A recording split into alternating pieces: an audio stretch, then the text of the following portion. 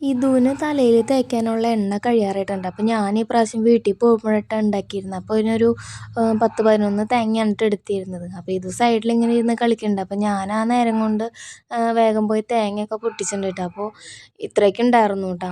ഞാനത് കഴിഞ്ഞിട്ട് ചെരുകാൻ ഇരുന്നിട്ടുണ്ട് കേട്ടോ. പിന്നെ കുറച്ച് കഴിഞ്ഞപ്പോൾ ബാക്കി അമ്മയാണ് കേട്ടോ ചെരുകിയത്. അപ്പോൾ ഇത്രയൊക്കെ ഉണ്ടായിരുന്നു കേട്ടോ തേങ്ങ ചെരുകി കഴിഞ്ഞപ്പോൾ.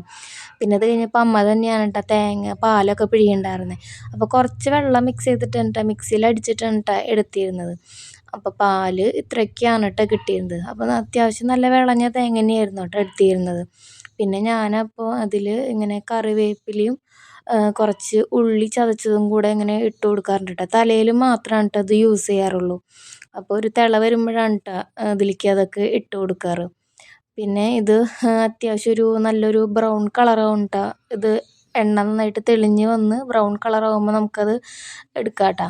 അപ്പോൾ ഇത് കുറച്ചും കൂടെ ബ്രൗൺ കളറ് ഒന്നും കൂടെ ആവാനുണ്ട് കേട്ടോ. അപ്പോൾ ഇതേപോലെയൊക്കെ ആകുമ്പോഴേക്കും സൈഡിൽ നന്നായിട്ട് എണ്ണ ഇങ്ങനെ തെളിഞ്ഞ് വന്ന് നിൽക്കും കേട്ടോ. അപ്പോൾ ഈ ഒരു ഇതായപ്പോഴേക്കും പതുക്കെ അടുപ്പിൽ നിന്ന് ഇങ്ങനെ ഇറക്കിയിട്ടുണ്ടായിരുന്നു കേട്ടോ. അപ്പോൾ അങ്ങനെ എണ്ണ ഒരു കുപ്പിയിലേക്ക് പകർത്തിയപ്പോൾ ഇത്രയൊക്കെ ഉണ്ടായിരുന്നു കേട്ടോ. അപ്പോൾ അത് കുറേ നാളത്തേക്ക് ഉണ്ടാവും കേട്ടോ.